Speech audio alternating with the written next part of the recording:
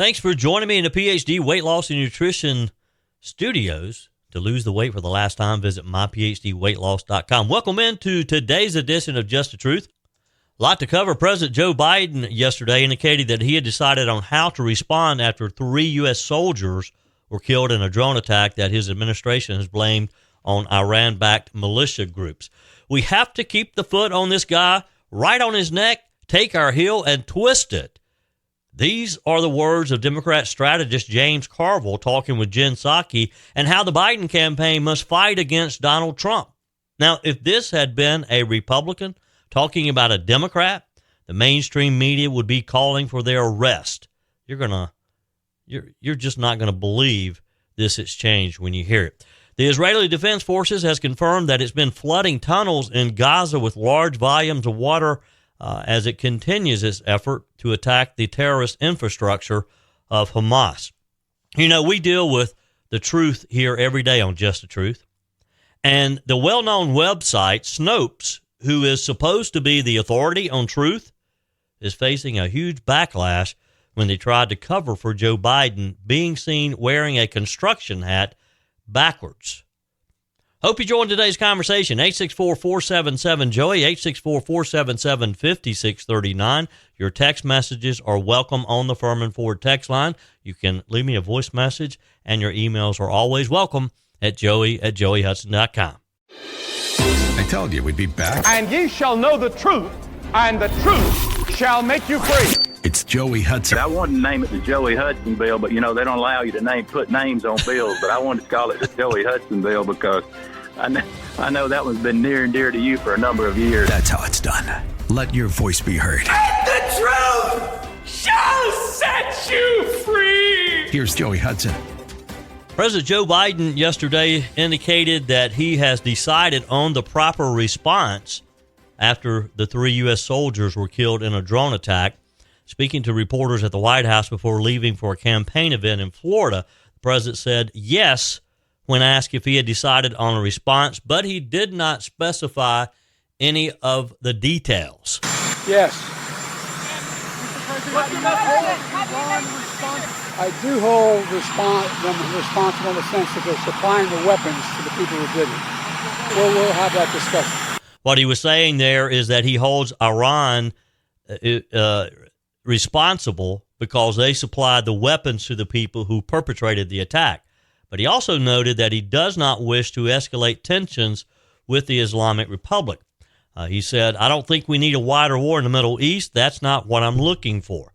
U.S. officials said that they're still determining which of several Iran-backed groups were responsible for the first killing of American troops in a wave of attacks against U.S. forces in the region since the October 7th Hamas attack on Israel. It was not immediately clear whether Biden meant that he had decided on a specific retaliatory plan. Other administration officials have offered few details on what that response may be. National Security Council spokesperson Jen Carville, for example, talking with reporters as he was traveling with Biden aboard Air Force One, that he would not preview the U.S. response, but he indicated it would come in phases. His quote was, "It's very possible that what you'll see is a tiered approach here, not just a single action, but potentially multiple actions over a period of time."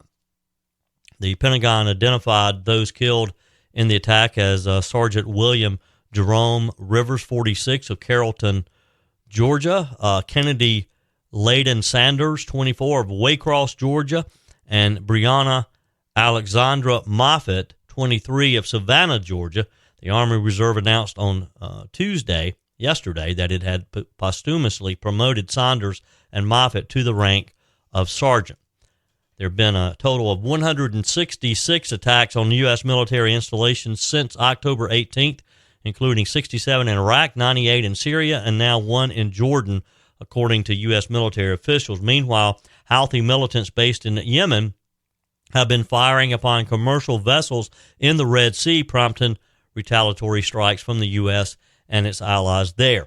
Yesterday, Al-Assad Air Base in western Iraq was targeted again by a single rocket, but there was no damage and no injuries in the attack, according to U.S. military officials. The 3 soldiers killed in the Jordan strike were the first U.S. military fatalities in the Middle East from enemy fire since the war between Israel and Hamas broke out. One contractor has also died as a result of a heart attack after a strike on al-Assad in December. And, of course, the 2 U.S. Navy SEALs recently who went missing during a mission in the Red Sea have been declared dead as well.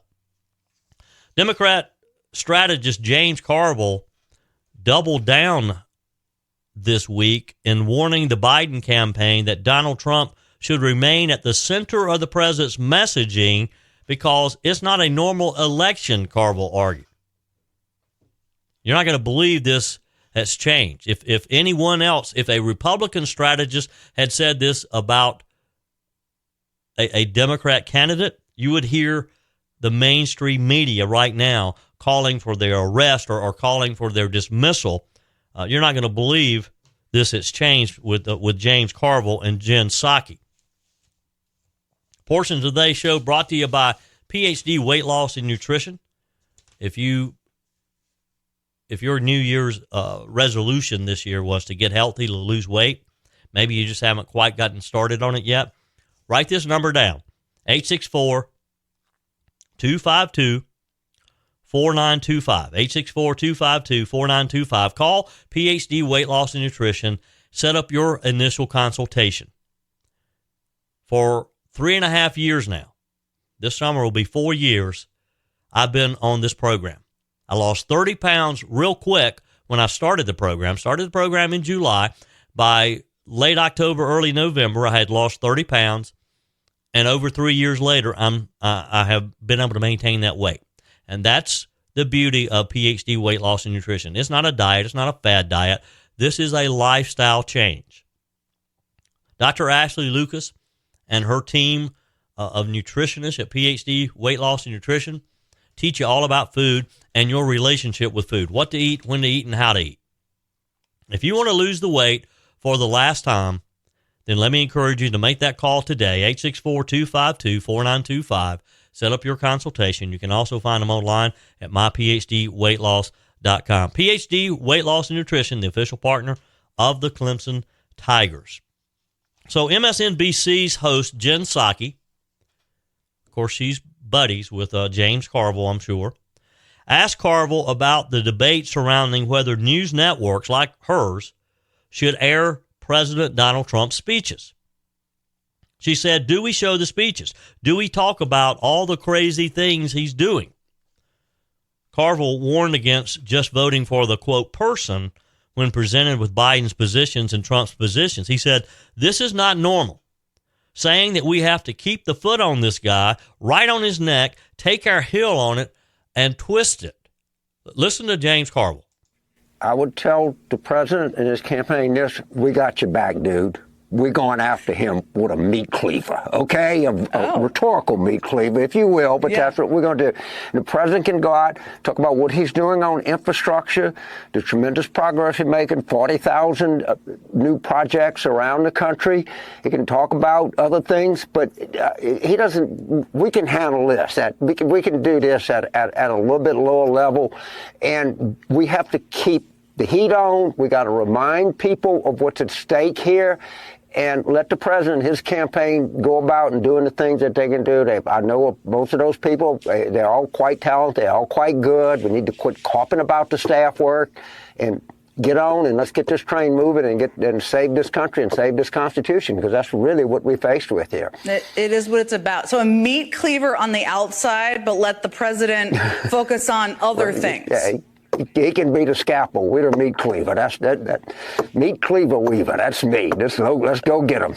I like it. People want meat cleaver T-shirts out there. So I said this, and I'm a believer in this, and a lot of people have kind of weighed in on this question recently on whether or not we should be talking about Trump more or less, right? Because there was a debate. Do we show his speeches? Do we talk about all the crazy things he's doing? And I'm of the view we have to talk about the crazy things he's doing, even if we're tired of it, because that's how people will know how crazy he is and what November presents. But what do you think?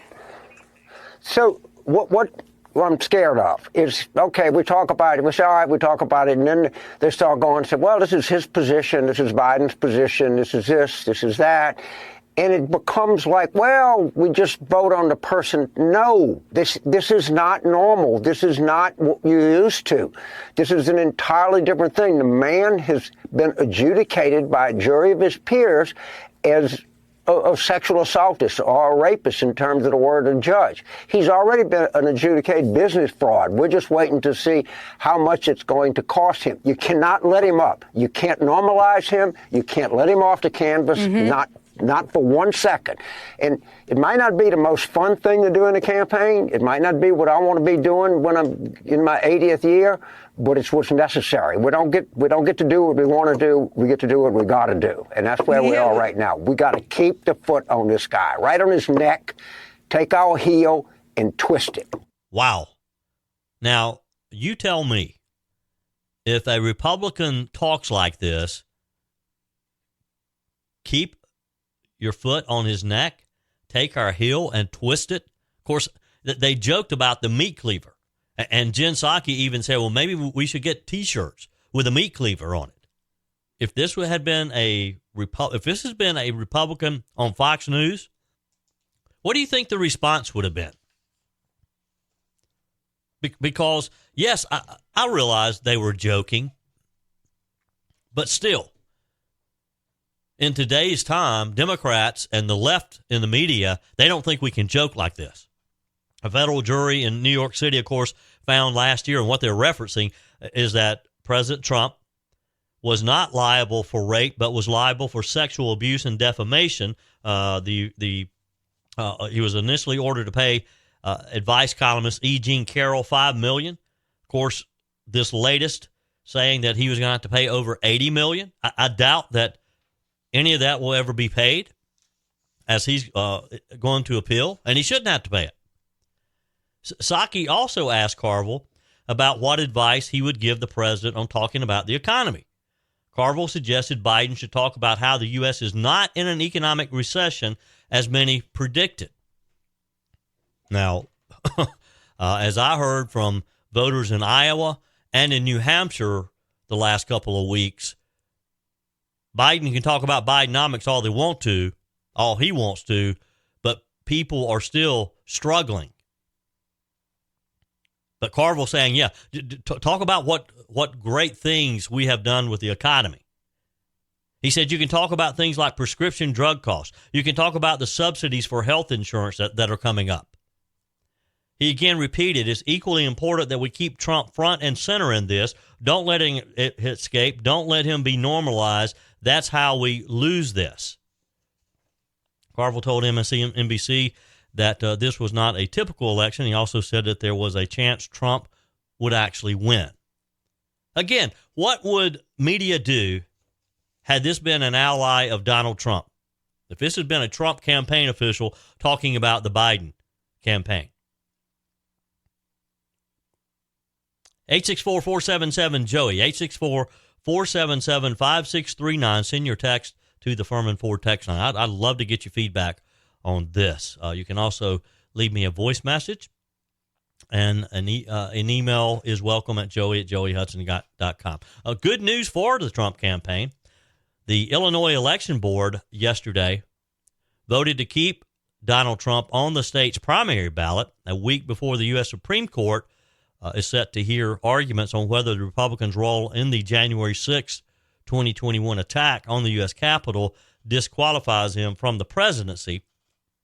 The board's unanimous ruling in Illinois comes after its hearing officer, who is a retired judge and Republican, found that, quote, a preponderance of the evidence shows Trump is ineligible to run for president because he violated a constitutional ban on those who engaged in insurrection from holding office. But the hearing officer recommended the board let the courts make the ultimate decision. The 8-member board, composed of 4 Democrats and 4 Republicans, agreed with a recommendation from its lawyer to let Trump remain on the ballot by determining it did not have the authority to determine whether he violated the U.S. Constitution. Good move, Illinois. Let your voters decide. Put him on the ballot. Let the voters vote. They have the ultimate decision, not some judge, not some panel somewhere, not some election committee somewhere. The people, we the people, we get to choose. The Israeli Defense Forces have confirmed that it's continuing to use flooding tunnels in the Gaza area, pumping water out of the sea into these tunnels in an effort to attack the terrorist infrastructure of Hamas. Details on that in just a minute. Portions of the Day Show brought to you by Firmin Ford. Are you in the market for a new vehicle? Maybe a new F-150? It's never been more important than now to support locally run businesses like Firmin Ford. Just take a look around. Corporations have never been more powerful. The new technologies like AI are changing the game even more. That's why we need to support our businesses who live right here in our community. Businesses like Firmin Ford, they do business right. Their name is on the sign because their name is on the line in every transaction.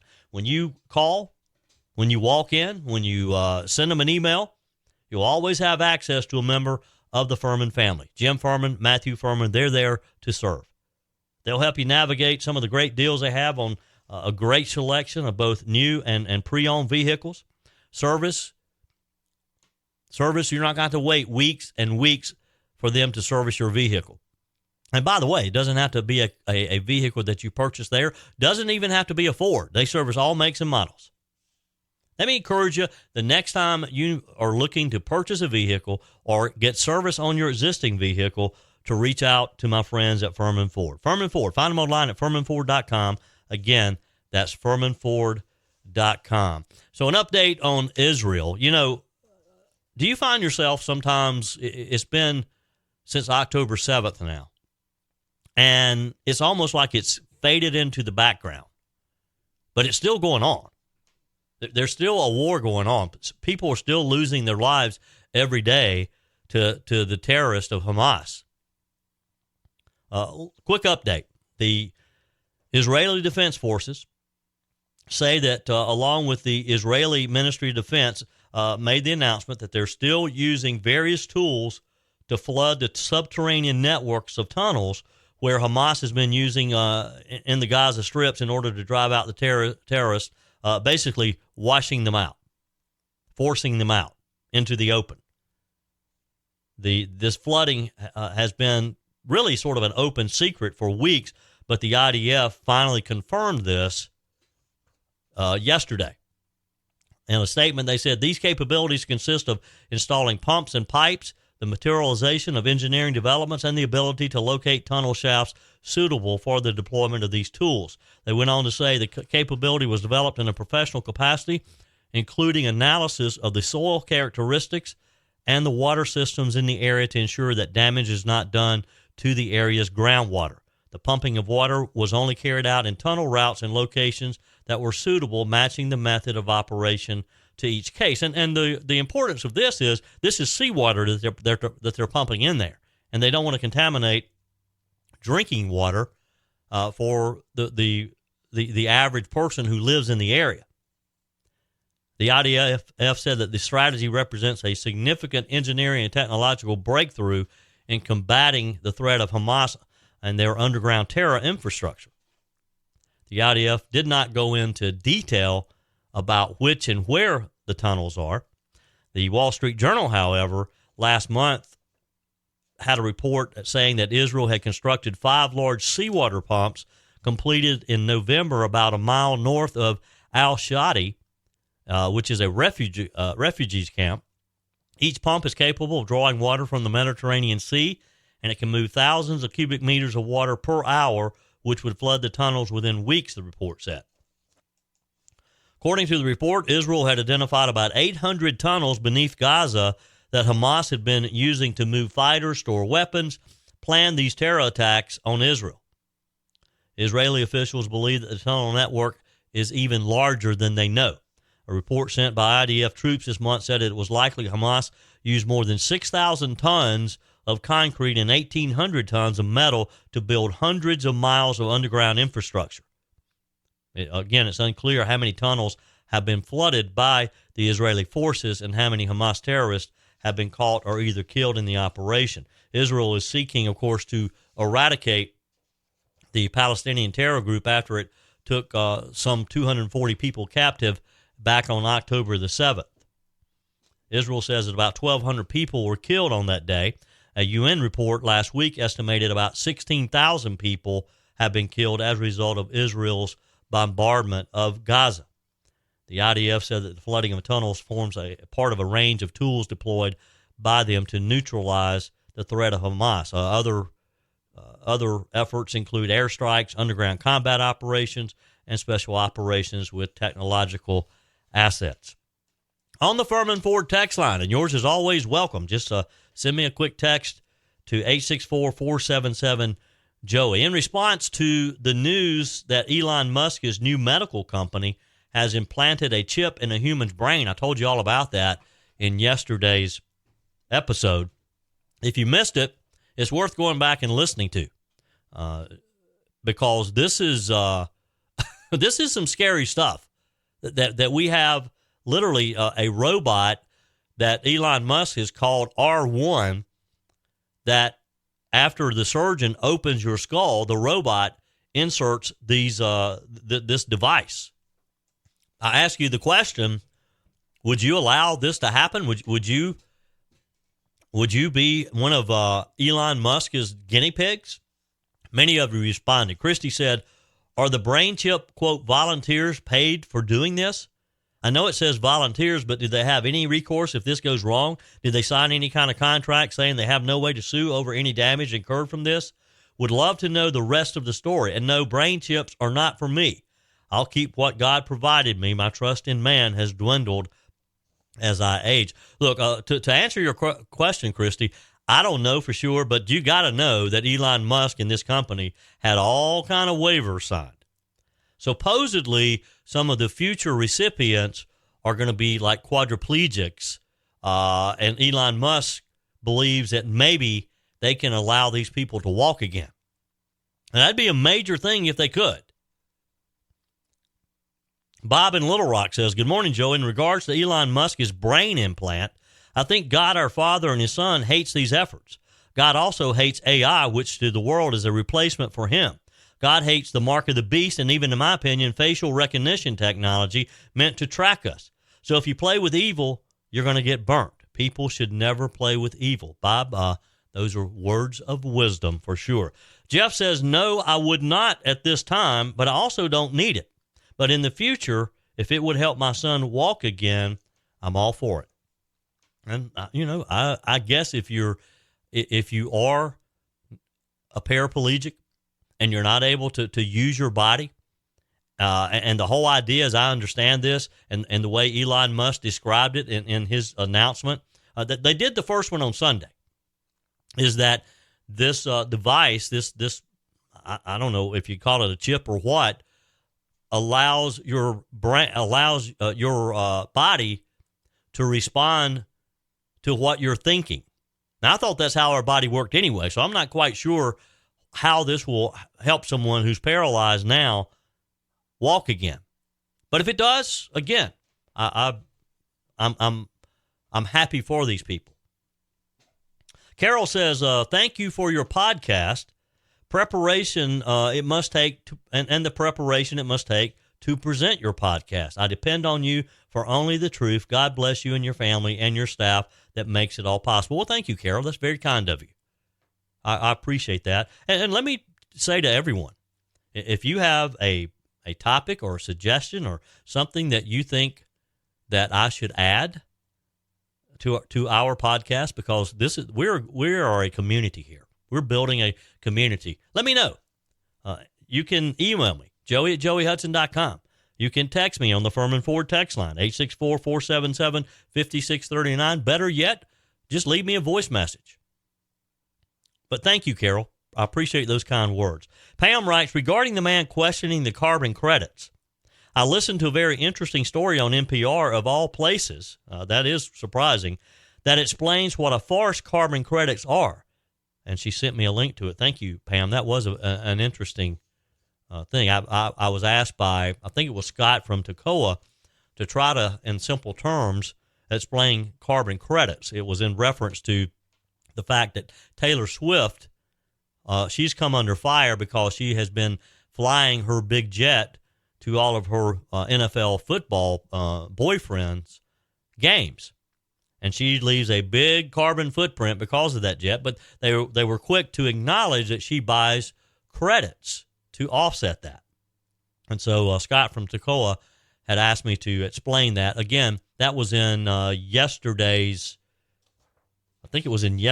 episode. So just go back an episode or so and listen if you missed that. Faye says, Joey, heard the Greenville schools are installing diversity, equity, and inclusion as a policy. How disgusting. Haven't heard anything from Superintendent of Education. South Carolina needs to nix this statewide. We'll snoop around a bit there for you, Faye. Our text of encouragement, don't ruin a good day today by thinking about a bad yesterday. Let it go. God bless. Thank you for that. Your comments are welcome on the Firmin Ford text line, 864-477-JOEY, 864-477-5639. Now, this would be a bad surprise. This would be a nightmare. The state of Oklahoma is now asking some teachers to return $50,000 to the state. It seems that they sent bonuses in error. The repayment demands have the state drawing sharp criticism from both Democrats and Republican lawmakers. The average pay for teachers in Oklahoma is $54,800 per year, which ranks 38th in the country. My only question is this: did these teachers not suspect something was wrong when they were getting these bigger bonuses? That would be a hard pill to swallow, though, to be asked to return $50,000.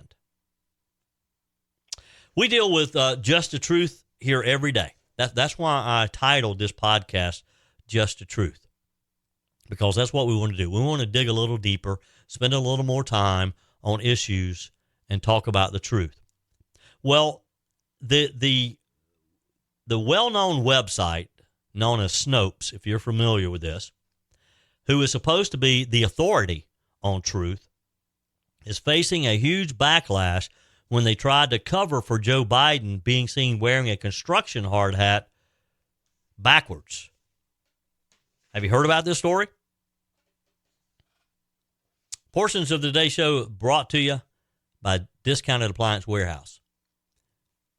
When you are ready for a new appliance, maybe the refrigerator went out of service yesterday and you need another one, head over to Pickens to Discounted Appliance Warehouse, where they'll walk you through 11,000 square feet filled with about 1,500 appliances at any given time, where you're not going to have to wait weeks or months to get your appliances. They're ready to deliver it. They have an award-winning service department, expert installation.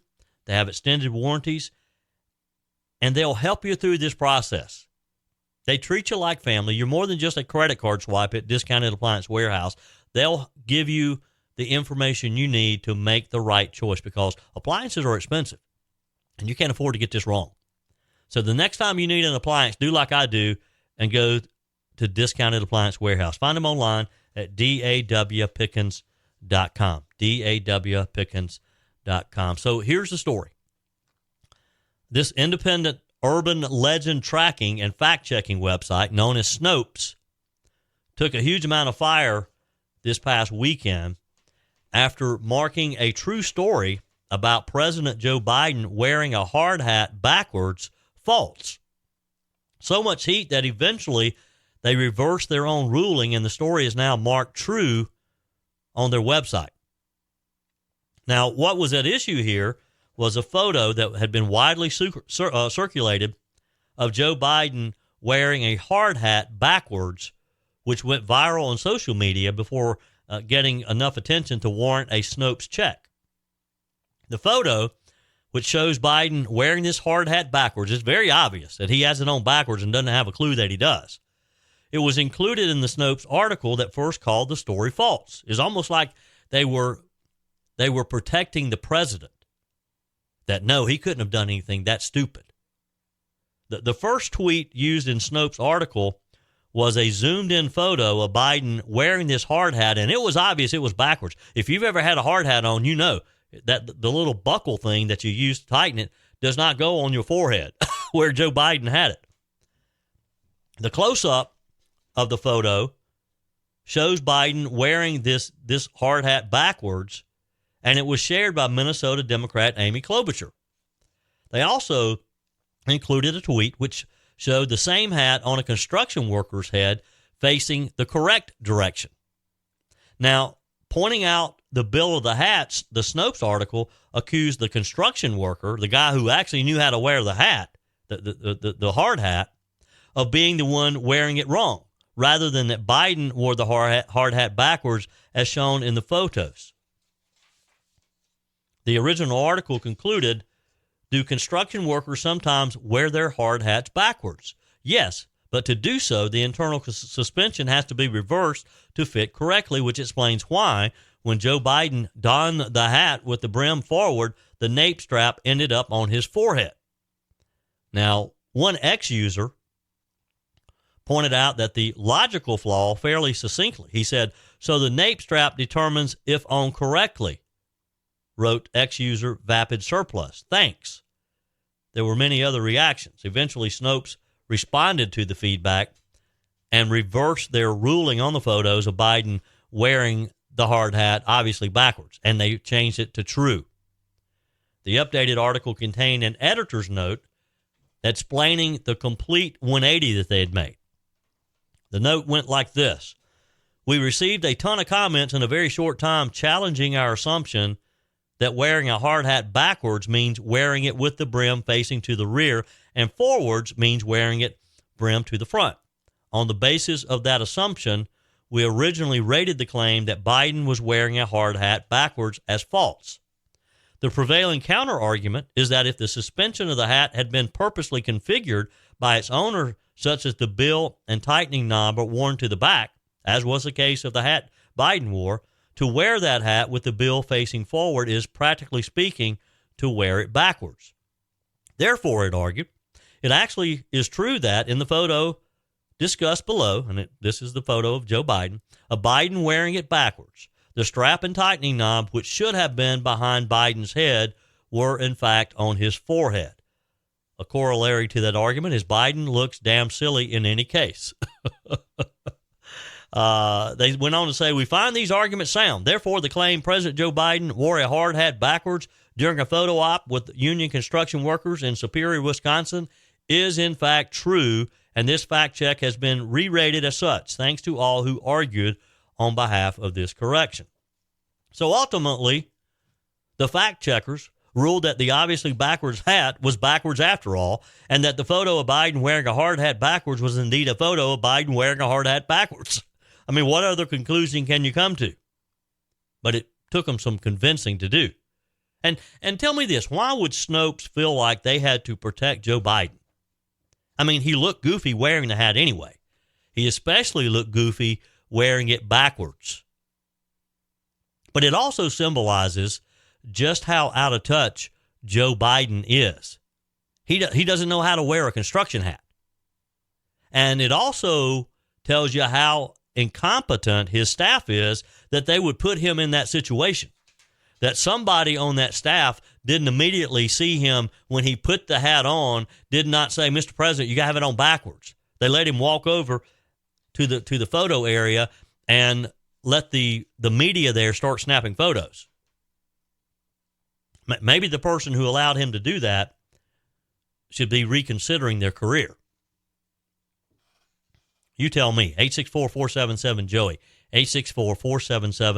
864-477-5639 is the Firmin Ford text line. That's it for today's edition of Just the Truth. Thank you again for spending a few minutes of your day with me as I talk with you from the PhD Weight Loss and Nutrition Studio. Again, to lose the weight for the last time, visit myphdweightloss.com, myphdweightloss.com. And if you haven't joined our mailing list, go to joeyhudson.com, click on the Connect with Joey button so that you can receive our emails and our most up-to-date news. Also, find me on YouTube. Just search for Joey Hudson on YouTube, or just send me a quick text on the Firmin Ford text line. I'll send you a link to the YouTube channel. Thank you again, because I know that you have choices with how you spend your time, and I'm so happy that you decided today to spend a little with me.